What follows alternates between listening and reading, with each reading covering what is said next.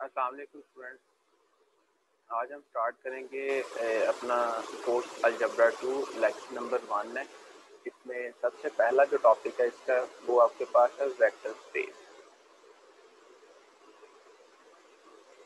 तो vector space की understanding के लिए आपको जिन पॉइंट्स का पता होना ज़रूरी है पहले हम उनको देख लेते हैं। उसमें सबसे पहले आपको पता होना ज़रूरी है फील्ड का, कि फील्ड क्या होती है।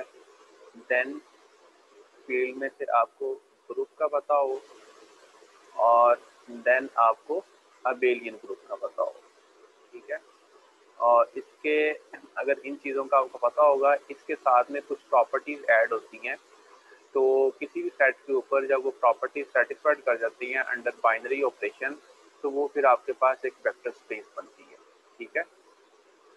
तो सबसे पहले हमें पता है कि फील्ड के कितने एक्सियम्स होते हैं, 11 एक्सियम्स होते हैं, ठीक है। एक्सियम्स ऑफ फील्ड, ठीक है। तो इसके कितने एक्सियम होते हैं, 11। अब वो 11 किस तरह होते हैं, हमने प्रॉपर्टीज पढ़ी हुई हैं, उनको हम देखते हैं। नंबर 1 क्लोयर लॉ, नंबर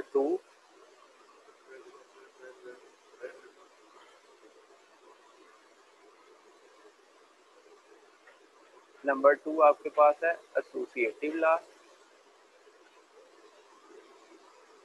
और देन आपके पास आइडेंटिटी एलिमेंट,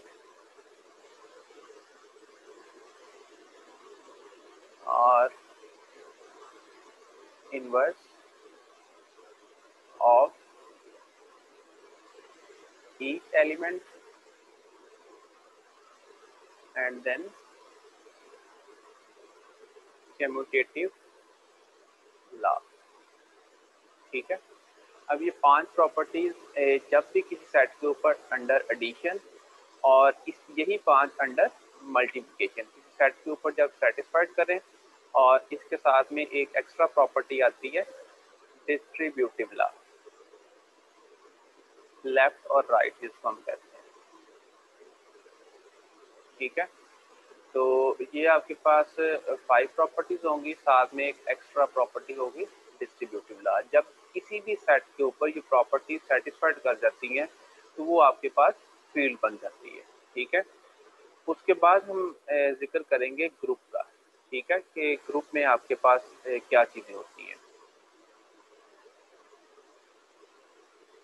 जी, कंसिडर करते हैं हम पहले ग्रुप को और स्टार्ट करते हैं इसकी डेफिनेशन। जी, तो डेफिनेशन देखते हैं हम इसकी। Let G be a non empty set, ठीक है। जी आपके पास एक नॉन एम्प्टी सेट है, इट मीन कि वो खाली सेट नहीं है, उसमें कोई ना कोई एलिमेंट्स हैं, ठीक है।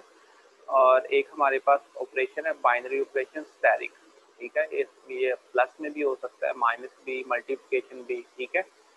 और फिर कहता है कि then G is called a group if following axioms are satisfied, ठीक है। अब कौन से ऐसे एक्सियम्स हैं जो जी के ऊपर सेटिस्फाइड हो तो वो आपके पास ग्रुप बनता है, ठीक है।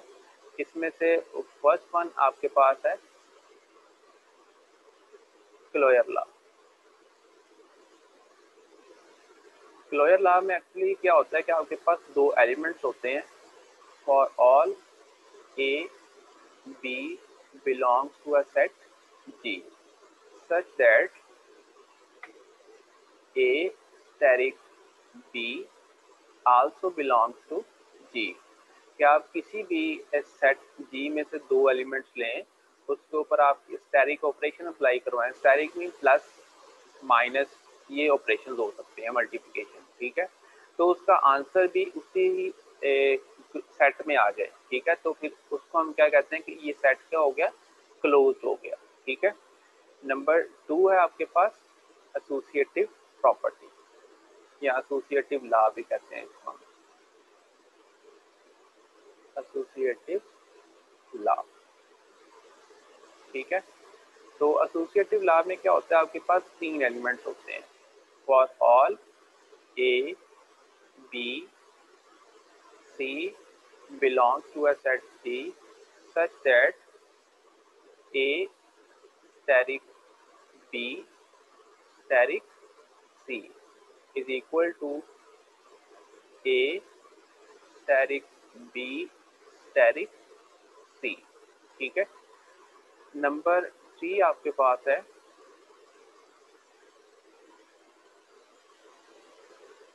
Identity element.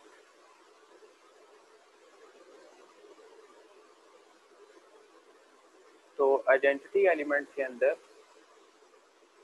आपके पास एक एलिमेंट है for all A belongs to a set G. ठीक है, एक सेट आपके पास जी है, नॉन एम्प्टी सेट है, उसमें एक एलिमेंट आपके पास ए है। Then there exist an element also in G such that A steric E is equal to A is equal to E steric A। ठीक है। अब यहाँ पे जो आपके पास एक हमने स्पेसिफिक एलिमेंट चूज किया है E, ठीक है, जो सेट G में मौजूद है, तो इसको हम एक्चुअली क्या कहते हैं, आइडेंटिटी एलिमेंट कहते हैं। ठीक है, E is the identity element. ठीक है, अभी हमारी एक प्रॉपर्टी रहती है ग्रुप की,